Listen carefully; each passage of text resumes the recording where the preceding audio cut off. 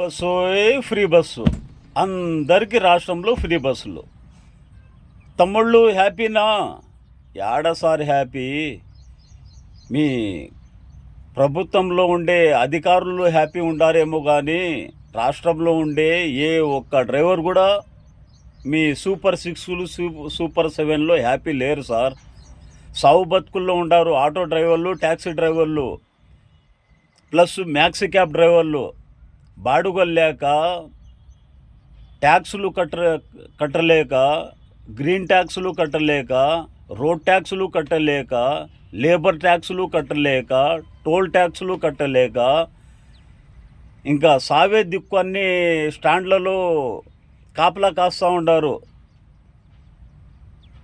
మహిళలకు ఫ్రీ బస్సులు అని మీరు పంపించేస్తూ ఉంటారు. ఎవరికి సార్ ఫ్రీ బస్సులు ఇవ్వాల్సింది? మీరు పెట్టాల్సింది ముందు మీ సలహాదారులకి మార్చుకోండి. ఆటోమేటిక్గా జనాలు మీకు ఓట్లు వేస్తారు. మీరు ఇలాంటి సలహాదారులకు పెట్టుకున్నారనుకోండి, నెక్స్ట్ ఏం ఛాన్స్ ఉండదు. ఓటుతోనే ప్రజలు సమాధానం చెప్తారు. ఆ రోజులు దగ్గరలో ఉన్నాయి, గుర్తు పెట్టుకోండి సార్. ఎవరికి సార్ ఫ్రీ బస్సులు పెట్టాల్సింది? మీరు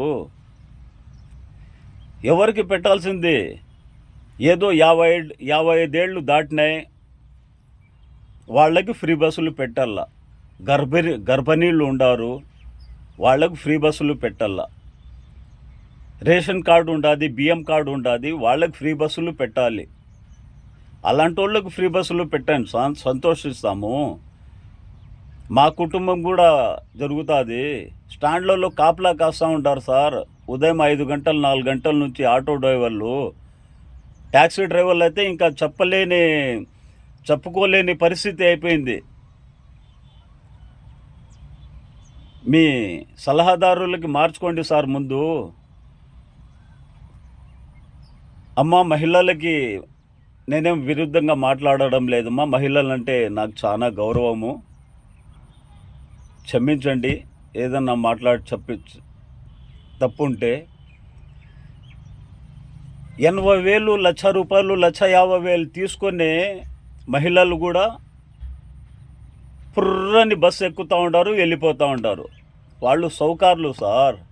అంతంత లక్షల జీతాలు తీసుకుంటూ ఉంటారు. వాళ్ళకి ఎందుకు సార్ ఫ్రీ బస్సులు పెట్టినారు?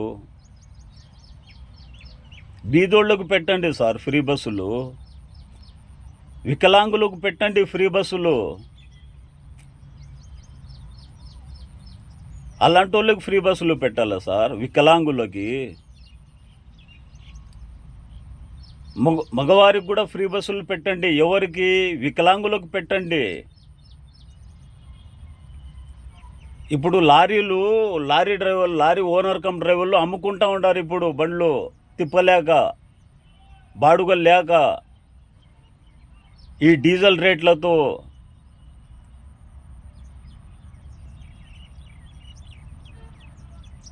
చూడండి సార్, బీదవారి పైన దయ ఉంచండి మీరు.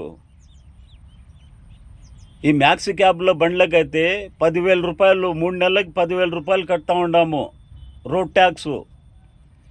మళ్ళీ ఈ టోల్ ట్యాక్స్ ఏంది సార్? మళ్ళీ 50 రూపాయలు ఉండేది 100 రూపాయలు అయింది, 100 రూపాయలు ఉండేది 200 రూపాయలు అయింది. టోల్ ట్యాక్స్ ఎందుకు? అదేదో మీరే తీసుకుంటూ ఉంటారు కదా, ట్యాక్స్ రూపంలో తీసుకుంటూ ఉంటారు కదా. మళ్ళీ దానికి లేబర్ ట్యాక్స్ తీసుకుంటూ ఉంటారు కదా. ఎఫ్సీకి పోతే వేలు గుంజుకుంటారు. జిల్లాలో హెడ్ క్వార్టర్లో పెట్టేసినారు ఎఫ్సీ చేసేది.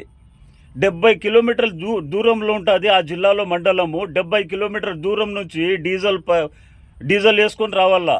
15 లీటర్ల డీజిల్, 1,500 రూపాయల డీజిల్. మళ్ళీ అన్నానికి ఆ డీజిల్ వేసుకొని వచ్చి ఎఫ్సీ చేయించుకొని మళ్ళీ పోవాలా. మీ చలానా ఎంత ఉంటుందో అంత డీజిల్ వేసుకొని రావాలి హెడ్ క్వార్టర్కి.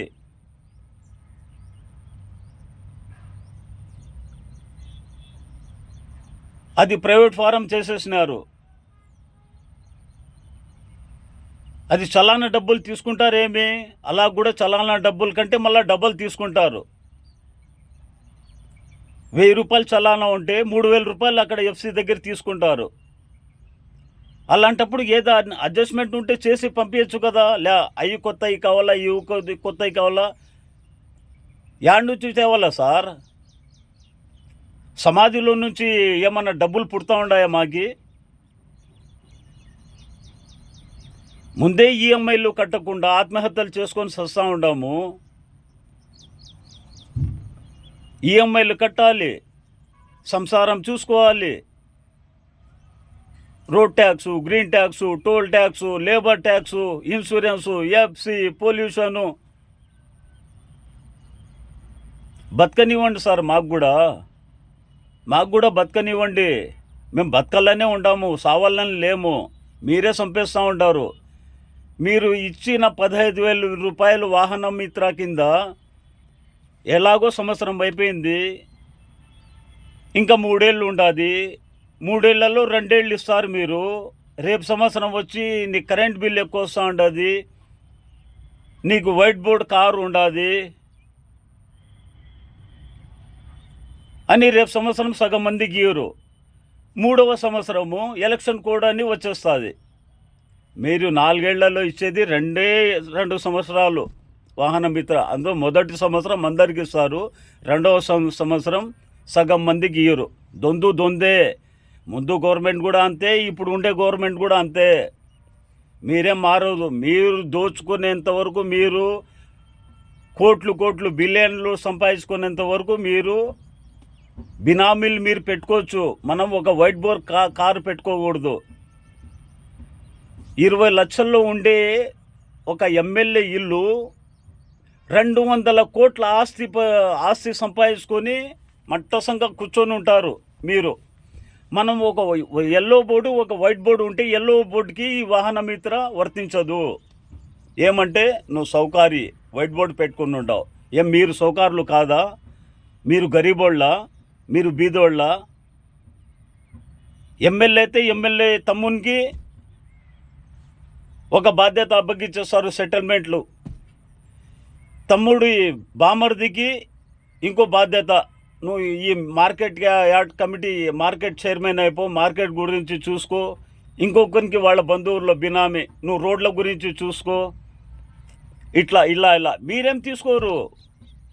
మీకు చెప్పడంలే, మీరు దోచుకుంటూ ఉండారని చెప్పడంలే, అధికారులు దోచుకుంటూ ఉంటారని చెప్పడంలే.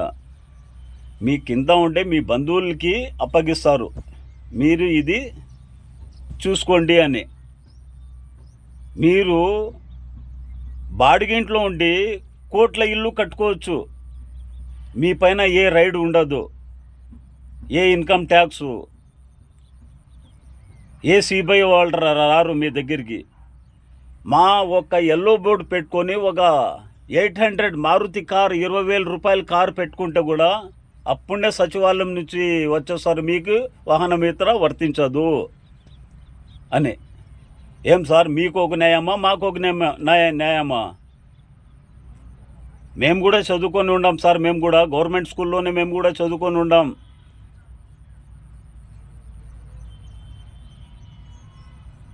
న్యాయం చేయండి సార్, మమ్మల్ని న్యాయం చేయండి. All India safety driver association MD sir, నమస్తే సార్.